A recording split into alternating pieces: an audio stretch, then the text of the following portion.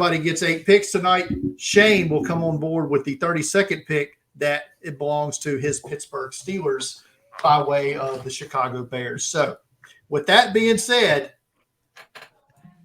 here we go, Shane. You are on the clock with pick number 1 and the Carolina Panthers. Got a feeling I know where you're going here. I'm definitely going with a quarterback, right? We know the Panthers moved up to 1 to take a quarterback in this draft. I think they are going to continue doing their due diligence on these top quarterbacks. C.J. Stroud from Ohio State, Bryce Young from Alabama, Anthony Richardson from Florida are probably the 3 in contention for this pick.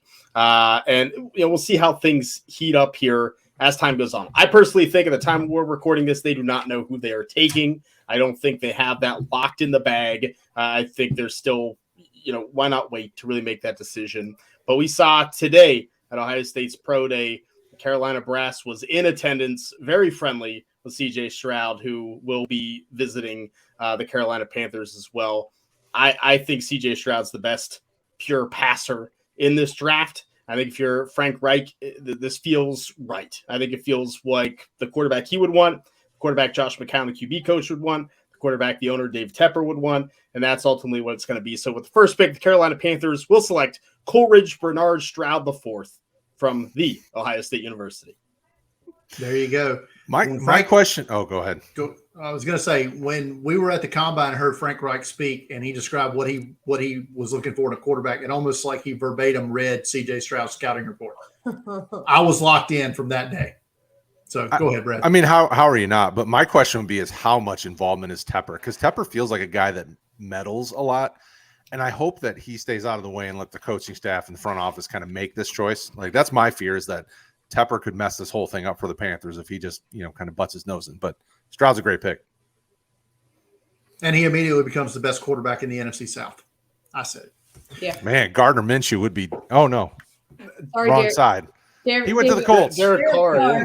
Yeah, I think that's well, who no. you're offending He's better here. than he's better than Derek Carr already. I mean, let's be honest. I would think. Although Derek Carr is a good fit in New Orleans, but that puts me up on the board at 2, right? I get that Houston pick again. That's right. The Houston Texans here on the board with pick number 2, Brad. Disappointed, but I feel like we're having the same conversation with Houston. They probably don't know who their quarterback is going to be, but I feel like they have to go quarterback because, don't get me wrong, Case Keenum would be disappointed if he heard me say he's not the long-term starter, but Case Keenum is not the long-term starter in Houston. Nor is Davis Mills, nor is anybody who's on the roster. So I think they have to target QB. With a new head coach and a new system, I'm concerned that they would maybe go kind of the reach pick with Anthony Richardson, but I'm going Bryce Young because he's the most pro-ready quarterback of this bunch that's left at this point.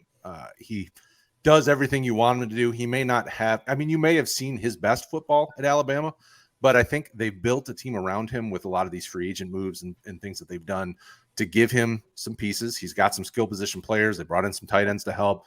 Although I love Brevin Jordan, he's not, they've got some other tight ends to help. And I think this team is moving in the right direction. Locked up Laramie Tunsil so that you can keep your quarterback upright. It feels like Bryce Young is the pick here for me just because he's the safer of the quarterbacks that are available at this point. Yeah, I agree here as well with Bryce Young being the pick. My question here is, and I'll Shane, you shoot me down every time I come up with these wild, crazy trade scenarios, but do you think Carolina is like working the Bryce? We like Bryce Young too to try to get Houston to like maybe do a little pick swapping here? Sure, but once again, I think Carolina's still. They probably do like Bryce Young. Like, it probably isn't a lie, but you always want some gamesmanship. I think sometimes the teams go too far. Houston's not moving up a pick. That's not going to happen. There's no reason for them to do it in this type of class. That'd be awesome if they leapfrogged him and then took C.J. Stroud just to button hook him. But that's going to be who then Bryce Young would have been who Carolina wanted from the beginning, right? Like we've heard that Fair. before. That's exactly what we'd hear. So we would never know. Right. They would say the same thing if they drafted Will Levis, if we're going to be honest. Will Levis was number 1 on our board. Right, blah, blah, blah. right. Well, Miranda, I think you would probably be taking phone calls right now if you were allowed to, if you were the Arizona Cardinals and moving out for whoever wants Anthony Richardson or Will Levis at this point. Yep.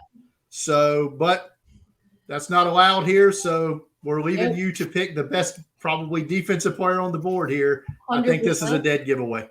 This is a pretty easy one. You got Jonathan Gannon now in Arizona, defensive guy. Obviously, it's going to be between Will Anderson and Tyree Wilson, but you got to go with the Terminator. They have so many holes to fill. I think he's the best player on the board at this moment. They're not looking for a quarterback yet. We're good. I think Will Anderson. Best player in the draft, Shane? Yep, he's been both our number ones, right? From the get-go. Mm-hmm. Bell to bell. Edge from Alabama. He's been so good at Alabama all 3 years. So I love the pick by Miranda there. Yeah, he becomes the second straight year now. Myself and Shane have had the same edge rusher go bell to bell as the number one pick. Last year was Kayvon Thibodeau. Wow. I think that showed out for us last year. He was one of the best players in last year's draft class as well, yet fell to number 5. Will Anderson, I think, is a better prospect than Kayvon Thibodeau is, and probably the best pass rushing prospect since Garrett to come in. Whoa. It's fair. Yeah, I would say so. I think there's a debate between those two, even to me. So I think we all agree that there is a very good chance a team tries to leapfrog Indianapolis here on draft night or before to get that third quarterback. But all things considered, Will Anderson, the pick here, and a great pick for Arizona. Yeah, I think he makes an immediate impact wherever he goes, but especially somewhere that's really struggling there, like Arizona. Well, and a question I would have that we don't know the answer to is, are we sure Arizona's sold on their quarterback situation? Yeah. I mean, new staff, new everything. Is this their guy, an injury-prone little quarterback that has been having trouble on and off the field with, a lot of concerns? And I mean, that's in my mind, that as I do my mocks for our site, I ask myself that question every time I pick for Arizona. Is like, is Arizona sold on giving Kyler Murray $250, whatever the price is going to be when they have to pay him again? I don't know.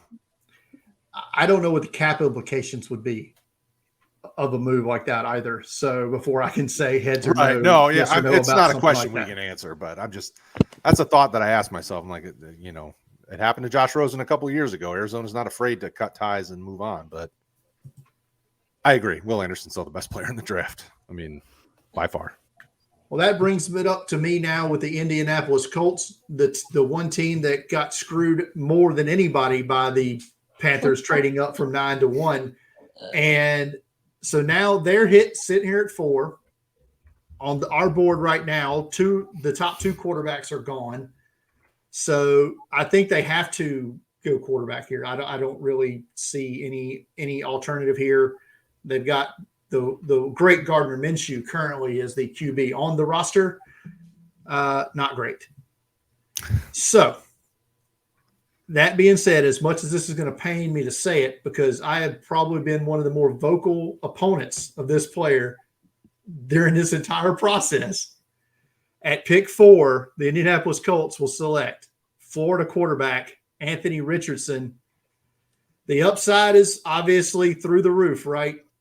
And Shane seems to think his floor is a lot higher than what I think it is. But is Gardner going to be able to – I think Gardner Minshew probably starts the first 8 games maybe this season. I guess maybe even to whenever their bye week ends up being. But Anthony Richardson is the pick here. I don't really know if Will Levis is more ready to go than what Richardson would be. And if that is exactly what they're looking for, maybe Levis gets some play here. But for this pick, I'm going with Richardson from Florida, the quarterback to the Colts. Brian, what was the lowest RAS score that the Colts drafted last year? 9.1. What's Anthony Richardson's RAS score? 10.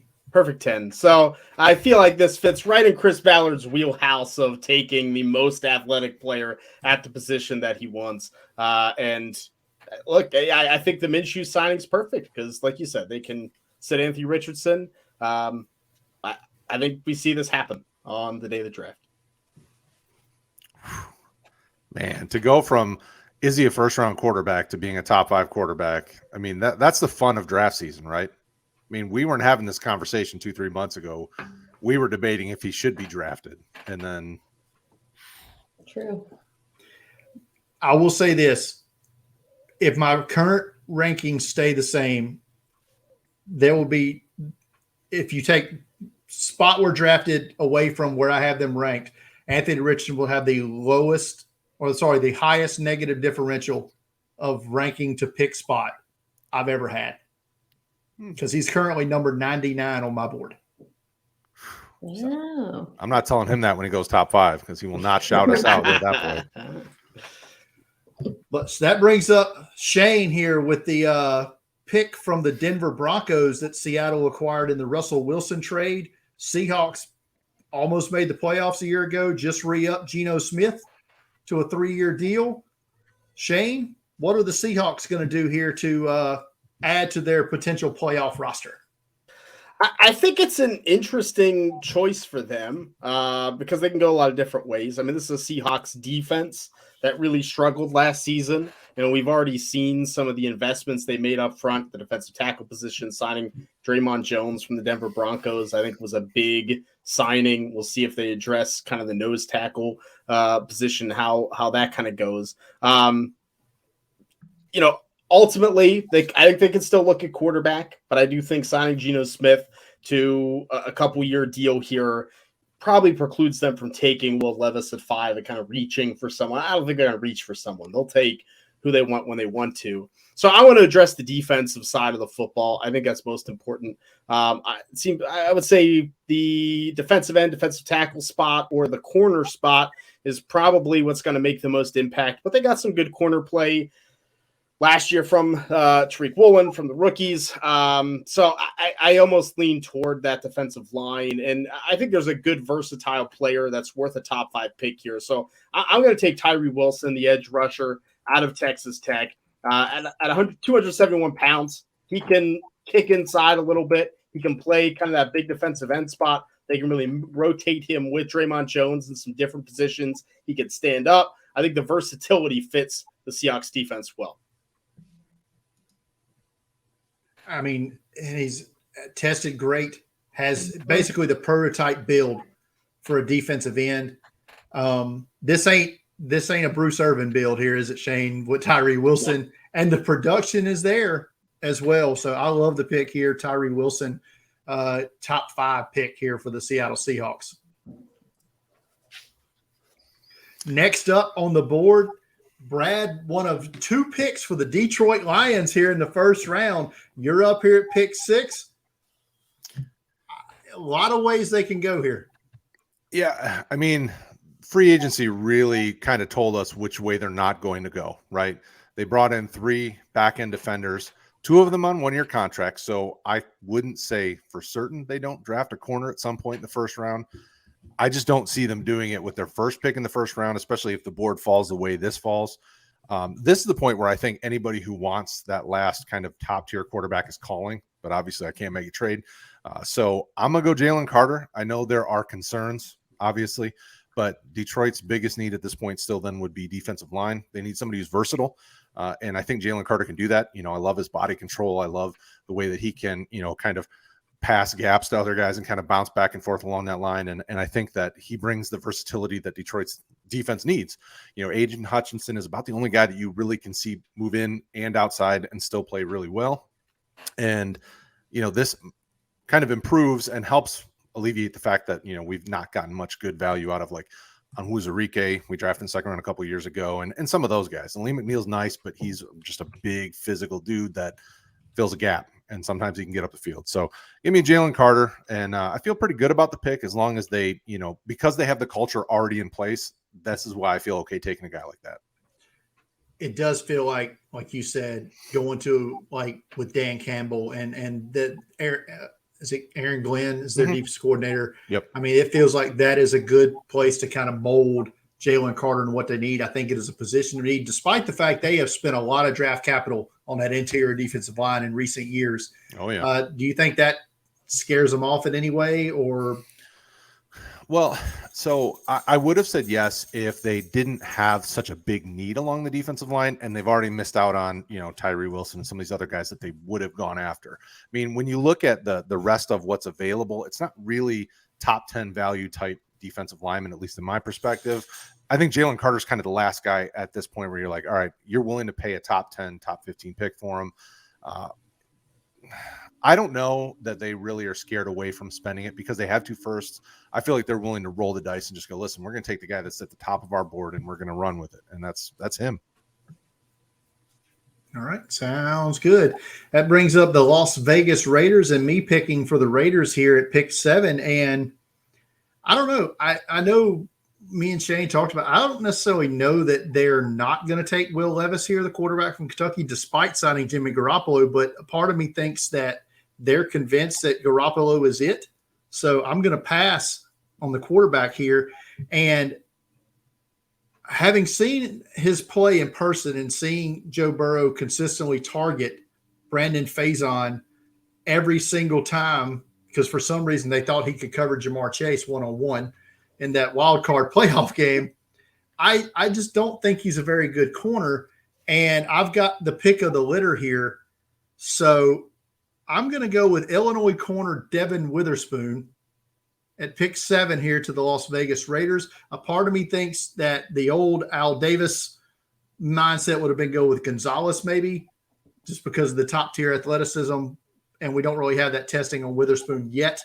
But I think Devin Witherspoon could be arguably the top corner in this class and gets it done here in instant upgrade at the boundary position there for the Raiders. But what kind of makes that decision for you, Brian, in terms of which one of those two to pick here? Because I think Christian Gonzalez from Oregon is the favorite right now to be the first corner off the board. Devin Witherspoon of Illinois right behind him. How'd you kind of make that decision? Just his play in the Big Ten, in some of the more marquee games they had this year, stood out to me more than, say, Gonzalez's play, just because of conference bias, if you will. Like if I saw a player succeed more in the SEC, I'm more inclined to lean to them than I would be to a guy in the Pac-12, so to speak, or the Big 12. And his play in the big games for Illinois this year was kind of what pushed me ahead of Gonzalez in making that choice. Fair. No, that's good. That brings up Miranda now with the Atlanta Falcons. So it's a lot of uncertainty, I think, around the Falcons, just on all sides of the ball. But if I'm an Arthur, I'm a little bit happy that you passed on my boy Christian Gonzalez at this moment. So they already acquired Jesse Bates. I think you just bought. I mean, I think they were 31st ranked on third down. They got to start shoring up this defense a little bit. I think you throw a guy like Christian Gonzalez, cornerback, out there, I don't see how you can go wrong. Tremendous athlete, Gonzalez out of Oregon. And like I said, we just talked about him, and it's very close. Is he the best corner in this draft? Maybe. I have him actually ahead on my board of Witherspoon. It's very close. But I just went with Witherspoon here because of the fit. But in this case, like you said, opposite of A.J. Terrell, you plug in Christian Gonzalez. Casey Hayward was from Green Bay back in the day. Yeah. He's a little long in the tooth, as they say. You replace him with Christian Gonzalez, and like you said, Jesse Bates, tremendous range at free safety. Mm-hmm. I like the fit here. I like the pick. Let me ask you this before: with Will Levis there, would you have? Is there any consideration for him in place of to come in, compete, or be better than Ritter? To be honest, if they hadn't signed Taylor Heineke, I probably would have leaned more towards a quarterback. But I still think Taylor Heineke's right on the line of like being a serviceable starter and doing enough if he has enough help around him. So the fact that they got him, even though they're like, yeah, Ritter's our guy, is he? We'll see. But I think Heineke can take over in any case, and I think they can get away with another year of not having to, and not to say that they won't draft somebody else maybe down the line. I don't know. I like the pick. Thank you. That brings up the former holders of the number 1 pick, the Chicago Bears, now down here at 9. Shane.